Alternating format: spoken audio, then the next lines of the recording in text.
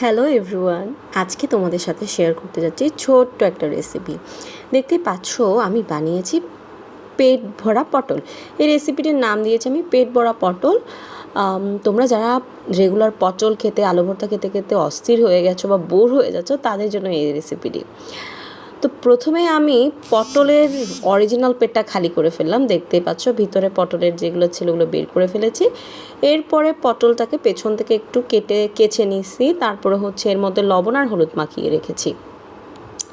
এরপর আমি কিছু শুকনো মরিচ আর পেঁয়াজ বেরেস্তা করে নিয়েছি, আর পটলের পেটের ভিতরে যা ছিল সেগুলোও আমি এই পেঁয়াজ বেরেস্তার সাথে আমি ভেজে নিয়েছিলাম একসাথে অল্প একটু লবণ দিয়ে। এরপর সেদ্ধ করে রাখা আলুটা এর সাথে আমি ভালো করে ভর্তার মতো করে নিব।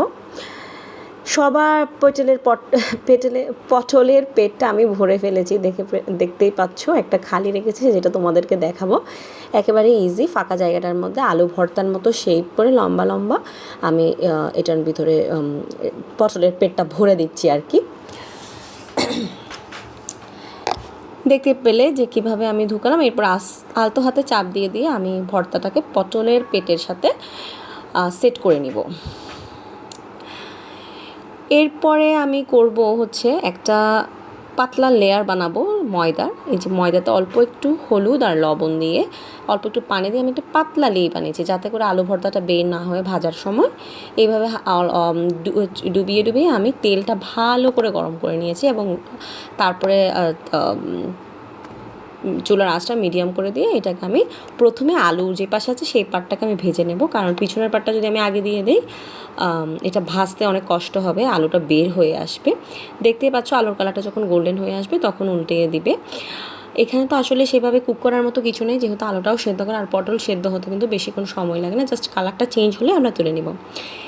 এই পটলের পেট ভরা পটলটা কিন্তু পোলাও, তোমার সাদা ভাত আর হচ্ছে খিচুড়ির সাথে আমি কখনো খাইনি, খেতে হয়তো ভালো লাগতেও পারে। তো পোলাও আর সাদা ভাতের সাথে কিন্তু খুব ভালো লাগে, একটা রুচি আসে। রেগুলার যারা আমরা পটল মাছ দিয়ে খাই খেতে খেতে বিরক্ত, আর পটল জিনিসটা আমার কাছে সবজির সাথেও তেমন একটা ভালো লাগে না। তো আলু পটল কিন্তু ভালোই যায়। তো আমি এভাবে গোল্ডেন করে করে ভেজে নিলাম। তো এটাই ছিল আমার আজকের দুপুরের লাঞ্চের সাথে, আরও কিছু ছিল সবজি টবজি। তো এই তো এটা তোমাদের সাথে শেয়ার করা ছিল।